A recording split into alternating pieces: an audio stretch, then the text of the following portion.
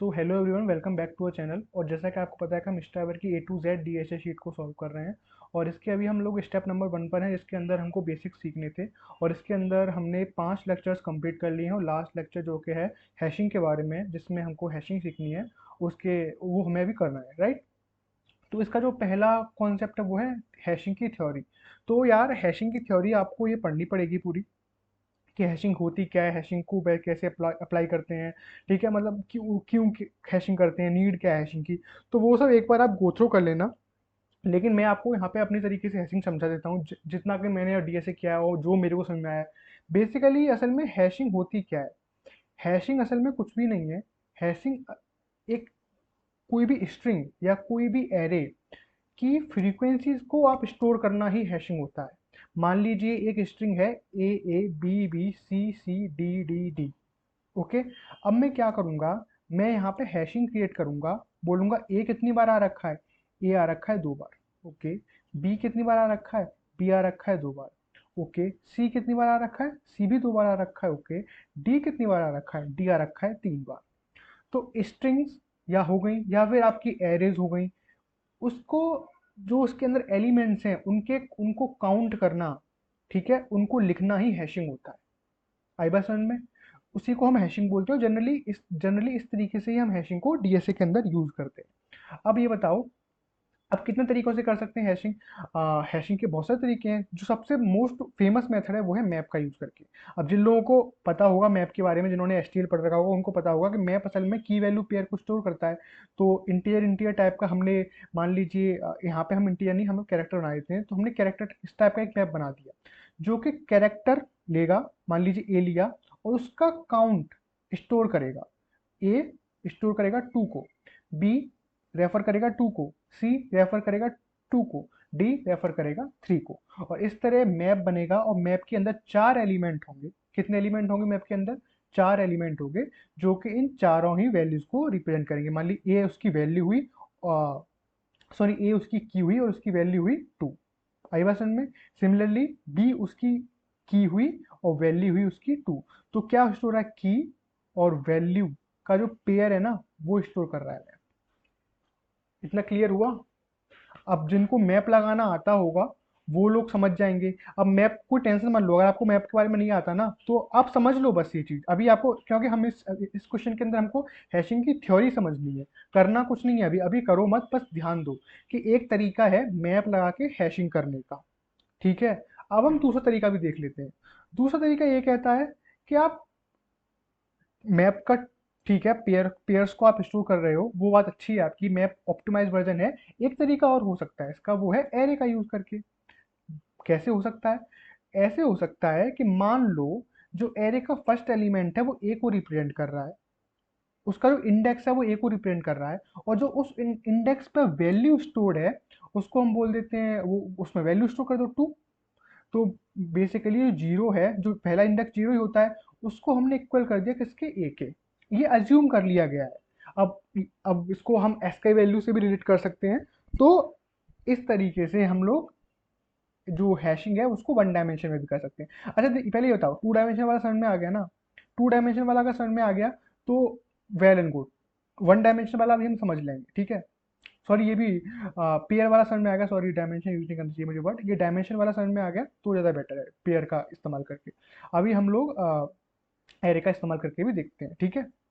मान लीजिए, अब आपको एक चीज़ और बताता हूँ मैं, कि जो एस का वैल्यू आपको पता है ना, ए की एस का वैल्यू क्या होती है, ए की एस का वैल्यू होती है 97। ठीक है। और बी की कितनी हुई फिर, बी की एस का वैल्यू हुई 98। और इस तरीके से चलते जाते हैं। और जो जेड की एस का वैल्यू होती है वो हुई 122। आई बस वन में, दैट इज 122। अब ये देखो, अब तुम यहाँ पे ये देखना कि मान लीजिए हमारे पास कोई स्ट्रिंग है, जो जितना मैं बताता हूँ बस उतना सुनते जाओ। स्ट्रिंग है, लेट अस सपोज इसका नाम दे देते हैं हम लोग ए समथिंग लाइक दिस, कुछ भी नाम दे दिया। ओके। इसका हमने साइज स्टोर कर लिया इसमें। ओके। अब हम बनाते हैं, हमें इसका हैश हैश बनाना है, ठीक है। इसका हमको एक मैपिंग तैयार करनी है, हैश मैप तरीके से एक मैपिंग तैयार करनी है कि ए कितनी बार आ रहा है, जी जेड कितनी बार आ रहा है, एस कितनी बार, डी कितनी बार। तो इस तरीके से हमको तैयार करना है। आप बोलोगे चलो मैप बना लो ना, मैप का इस्तेमाल कर लो, इस कैरेक्टर वैल्यू कैरेक्टर और इंटीरियर का पेयर बना लो, वो तरीका ठीक है, वो भी कर सकते हैं, वो हम नेक्स्ट क्वेश्चन में करेंगे। इस क्वेश्चन में आपको एक तरीका और बता देता हूँ। मान लीजिए हमने क्या एरे बना ली 26 कैरेक्टर्स की, और इसके अंदर हमने 0 0 स्टोर कर दिए। ठीक है, अब 26 कैरेक्टर क्यों बनाए, क्योंकि ए से लेकर जेड 26 ही होते हैं, कैरेक्टर 26 तक ही हो सकते हैं, इससे ज़्यादा तो कैरेक्टर हो ही है नहीं। ठीक है, अब हम क्या करते हैं, अब हम एक चीज़ करते हैं कि for integer I equals to 0 less than N I plus plus, यानी कि हम स्ट्रिंग के ऊपर मैप करते हैं, मतलब स्ट्रिंग के ऊपर आइटरेट करते हैं, और उसके अंदर जो ए हमारी एरे बना रखी है ना, उसके अंदर S of I -97 plus plus कर दो। यानी कि जब ए आएगा, जो ए है, ठीक है, ए की एस के, अभी जो एस ऑफ आई है वो कितना है, एस ऑफ आई ए है, लेकिन ये इंटीजर में कन्वर्ट हो जाएगा, तो ए की इंटीजर में वैल्यू कितनी होगी 97, बिकॉज ए की इंटीजर में वैल्यू कितनी है 97, एस का वैल्यू 97, ये 97 हुआ -97 कितना हुआ, जीरो, कितना हुआ, जीरो। तो एरे के जीरो इंडेक्स पे क्या स्टोर हो रहा है, प्लस प्लस, यानी ए एक बार आ गया। ठीक है, अब मान लो सिमिलरली यहाँ पे ए 4 बार और लगा दिया मैंने, तो जब यहाँ पे ए आएगा तो इस ए की वैल्यू कितनी हुई, इसकी वैल्यू कितनी हुई अगेन 97, -97 प्लस प्लस, यानी कि वैल्यू बढ़ जाएगी एक बार और। ठीक है, सिमिलरली यहाँ पे मान लो बी होता तो भी यही होता। ठीक है, आई बात समझ में। अब होगा प्रिंट करके और देख लेते हैं इसको, कि ये 26 हमने जो बना रखे हैं ये असल में काम कर भी रहे हैं या फिर नहीं। Less than 26 I plus plus see out A of I. Okay, अभी हम इसको रन करते हैं। यस, तो जीरो इंडेक्स पे क्या आ रहा है, जीरो इंडेक्स पे आ रहा है हमारा क्या, 5। ए कितनी बार है, एक, और 4 बार यहाँ पे। ठीक है, आई बस में इतना क्लियर हो रहा है या नहीं हो रहा। इसको हम एक और अच्छे तरीके से प्रिंट कर सकते हैं, वो है सी आउट, यहाँ पे मैं लगा देता हूँ आई, यहाँ पे मैं लगा देता हूँ इस तरीके से एरो। ठीक है, और यहाँ पे लगा देते हैं एंड लाइन। ठीक है, अब मैपिंग हो जाएगी आपकी पूरी। देखो, जीरो पर ए स्टोर है तो कितनी बार है, 5 बार। 1 पर बी स्टोर है तो बी कितनी बार है एरे के अंदर, बी कितनी बार है, एक बार। आई बात समझ में। तो इसको वन डायमेंशन तरीके से भी किया जा सकता है, टू डायमेंशन से भी कर सकते हैं, मैप का इस्तेमाल करके कर सकते हैं। मैंने आपको मैप वाला बहुत कॉमन तरीका है, मैं अगले क्वेश्चन जो है count frequency of array element वो मैप से ही करने वाला हूँ, इसलिए मैंने मैप को यहाँ पे नहीं करा, कि आपको ये तरीका भी पता होना चाहिए। ठीक है, इसको एक बार आप कॉपी पेन में बना के देखना, 26 टाइप की 26 एलिमेंट्स की एरे बनाना। ठीक है, एस का नंबर्स के बारे में पता होना चाहिए कि ये एस ऑफ आई 97 में कन्वर्ट कैसे हो रहा है।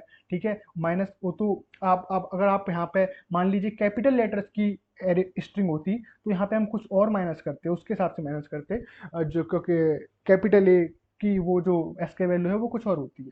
ठीक है, तो आपको इस तरीके से चीज़ें करना आनी चाहिए। ठीक है, अब जो नेक्स्ट मैप वाला तरीका है वो हम नेक्स्ट क्वेश्चन में देखेंगे, वन डायमेंशन में भी आपको आना चाहिए था करना, इसलिए मैंने आपको ये बता दिया।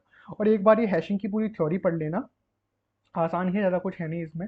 ठीक है, ये आप पढ़ लेना और आप क्लियर हो जाएगा, जैसे कि उन्होंने यहाँ पे ही बताया हुआ है ये इस तरीके से, ये सेम। ठीक है, होपफुली आपको क्लियर होगा टॉपिक, मतलब हैशिंग क्लियर हो गया होगा वन डायमेंशन वाला। और टू डायमेंशन वाला में एक बार वो मैंने यहाँ पे टू डायमेंशन वाला पहले बता दिया था, लेकिन उसको नेक्स्ट क्वेश्चन में एक बार फिर से ट्राई करेंगे। ओके, तब तक के लिए थैंक यू वेरी मच यार। चैनल को सब्सक्राइब कर लो यार, लाइक भी कर दिया करो यार, एक भी चैनल पे लाइक नहीं है।